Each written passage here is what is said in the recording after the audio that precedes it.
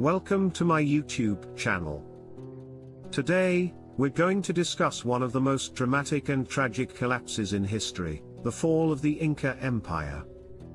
It is a story of betrayal, ambition, and the brutal clash of two worlds. The Inca ruled the greatest empire in the Americas, a civilization of incredible wealth and innovation. But in just a few short years, everything they had built crumbled beneath the boots of foreign invaders. Our story begins high in the Andes, in a world where mountains touched the sky and cities were built in the clouds. The Inca Empire, known as Tawantinsuyu, stretched over 2,500 miles along the western coast of South America, covering what is now Peru, Ecuador, Bolivia, Chile, and parts of Argentina and Colombia. At its height, it was the largest empire in the Americas, ruling over 10 million people. Unlike many civilizations, the Inca lacked writing, the wheel, or iron tools, yet they built an advanced society with an extensive road network, complex irrigation systems, and cities like the legendary Machu Picchu. But the strength of the empire lay in its ruler, the Sapa Inca, who was seen as a god on earth. When the great Emperor Huayna Capac died suddenly around 1527, possibly from smallpox, a disease brought by Spanish contact in the Caribbean, his empire was left vulnerable. His two sons, Atahualpa and Huascar, both claimed the throne, leading to a brutal civil war that shattered the empire from within. Brother fought against brother, cities burned, and tens of thousands perished. Atahualpa emerged victorious, but as he celebrated in the northern city of Cajamarca, another threat was closing in, the Spanish. In 1532, a small band of Spanish conquistadors, led by Francisco Pizarro, arrived in Inca territory. They were no more than 168 men, armed with steel swords and muskets, and a few horses, nothing compared to the Incas' vast army of tens of thousands. But they had something far deadlier than numbers: deception.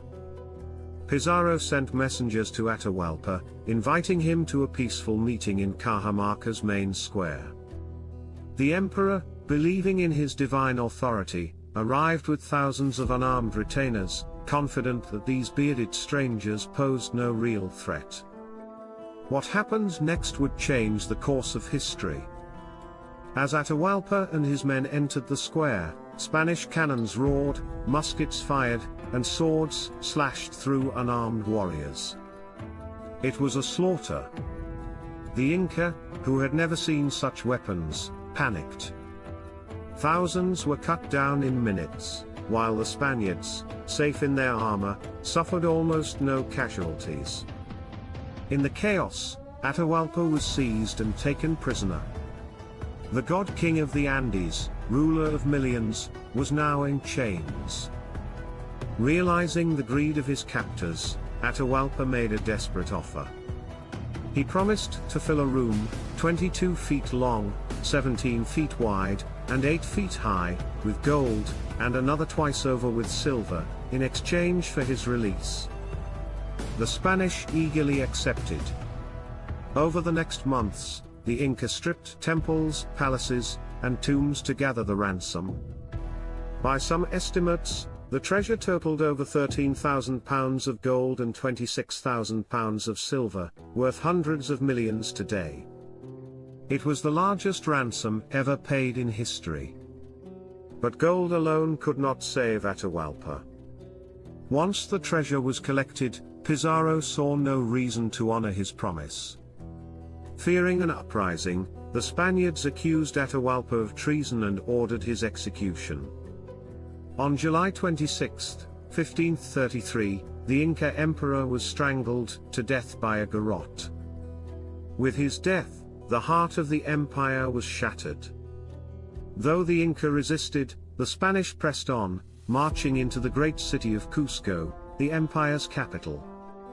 By 1533, the city fell, and with it, the once mighty Inca Empire crumbled.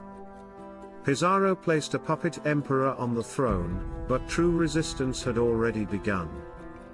For decades, Inca rebels, led by Manco Inca and later his successors, waged guerrilla warfare from the remote fortress of Vilcabamba.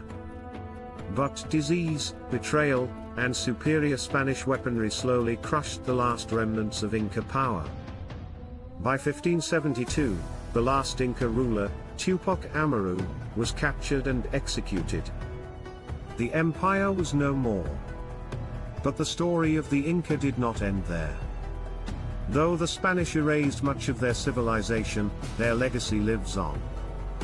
Millions of people in South America still speak Quechua, the language of the Inca. Their engineering marvels, like Machu Picchu, still stand as a testament to their brilliance. And their story remains a powerful reminder of how even the greatest empires can fall, not always by strength, but by deception and greed. Thank you for watching. If you enjoyed this deep dive into history, don't forget to like, comment, and subscribe for more stories of lost civilizations, epic battles, and forgotten legends. What do you think was the biggest reason for the fall of the Inca?